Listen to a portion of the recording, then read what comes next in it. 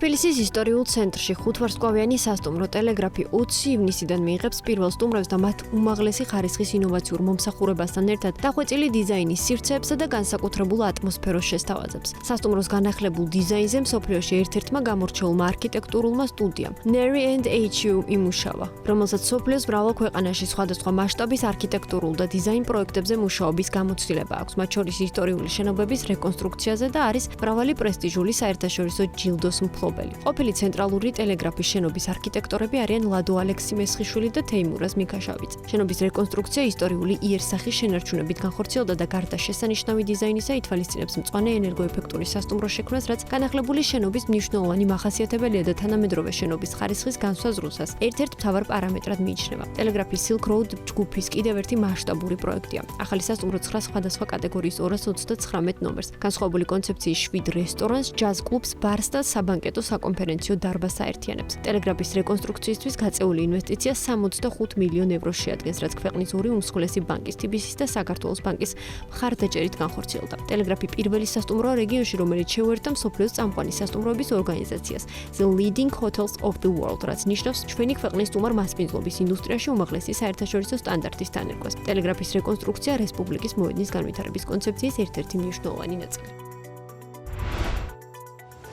კერხერ საქართველოს ადგილობრივ ბაზარზე სრულად ავტონომიური რობოტი დანადგარი წარადგინა, რომელიც ბიზნესებისა და მუნიციპალიტეტებისთვის დიდი ფართობის ტერიტორიების პროფესიონალური დასუფთავების შესაძლებლობას იძლევა. ამის შესახებ საქმიან დილას ეთერში კერხერის გაყიდვების დირექტორმა გიგა გაბუნიამ ისაუბრა. კომპანიის გაყიდვების დირექტორი აღნიშნავს, რომ ახალი დანადგარების შესყიდვა ფინანსურადაც გამართლებულია. მუნიციპალიტეტებისა და ბიზნესებისთვისაც, ვინაიდან ის მულტიფუნქციურია და სხვადასხვა დანიშნულებით, მისი გამოყენება ხელსაყრელია. მრავალფუნქციური რობოტი დანადგარის პროგრამულ უზრუნველყოფას და მომხმარებლის მხარდაჭერას კერხერ საქართველოს უზრუნველყოფს, რაც როგორც გაბუნია BMG-სთან აღნიშნავს, საქმიანობის შეფერხების პრევენციას ახდენს. კერხერის ტექნიკოსები დანადგარების დიაგნოსტიკას სერვის ცენტრში მიტანის საჭიროების გარეშე ადგილზევე უზრუნველყოფენ.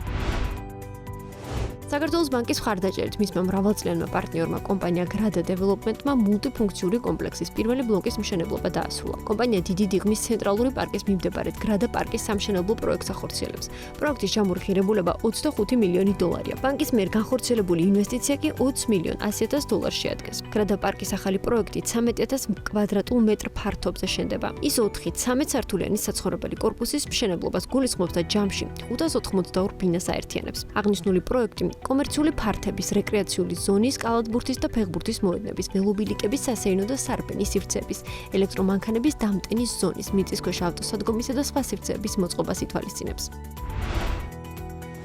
საზღვაო საკონტეინერო გადამზიდავი კომპანია Cosco Shipping-ის კომერციული მენეჯერი ვარაუდობს, რომ ირან-ისრაელის კონფლიქტის გამო აზიური, მათ შორის ჩინური ტვირთების 60%, რომელიც ირანის გავლით მოძრაობდა, საქართველოს პორტების გავლით მოხვდება დანიშნულების ქვეყანაში. საქმის კურსთან თემაზე საუბრისას გივი ჩაჩენიძე ამბობს, რომ ქართველი გადამზიდავები ახალი ტვირთების მომსახურებისთვის მზად არიან, რადგან წითელი ზღვის კრიზისამდე ისინი აღნიშნულ ტვირთებს ისედაც ემსახურებოდნენ.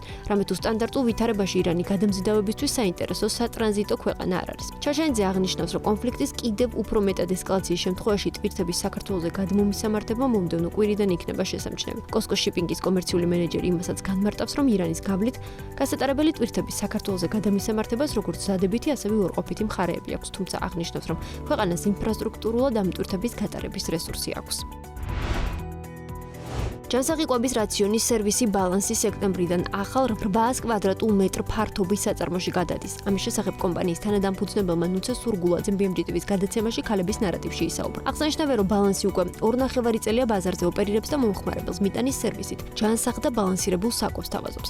მისი პროდუქცია გამორჩეულია ხარისხით, თუმცა როგორც სურგულაძე ამბობს, ფასები საშუალოზე დაბალი და ბაზარზე მაქსიმალურად მორგებულია. კომპანიის თანადამფუძნებლის თქმით, ახალი საწარმო საბურთალოზე მდებარეობს და მისი შეძენა ბანკის დახმარებით განხორციელდა. ამ ეტაპზე მიმდინარეობს ფართობის მოწყობა და გარემონტება, რაც კომპანიის გეგმებით სექტემბრამდე უნდა დასრულდეს. ისევე განმარტებით, ამჟამად კომპანიის სამზარეულოში დასაქმებულია 10-12 ადამიანი. თუმცა დიდ საწარმოში გადასვლის შემდეგ 60-მდე თანამშრომლის დასაქმება იგეგმება, რომლებიც როგორც ჯანსაღი კვების, ისე საკონდიტრო ხაზის განვითარებაზე იმუშავებენ. რაც შეეხება B2B მიმართულებით განვითარებას, სურგულაძე ამბობს, რომ B2B სექტორში დაბალ ფასზე არიან ორიენტირებული, ხოლო როდესაც კომპანია მაღალი ხარისხის წარმოებაზეა ფოკუსირებული, ეს ორი ერთმანეთთან თანხვედრაში ვერ მოდის. ახალი საწარმოს ამოქმედების შემდეგ კომპანია დესერტების და ტორტების ახალი ხაზის დამატებას აპირებს, რაც ბალანსის მენიუს კიდევ უფრო მრავალფეროვანს და ხარისხიანს გახდის.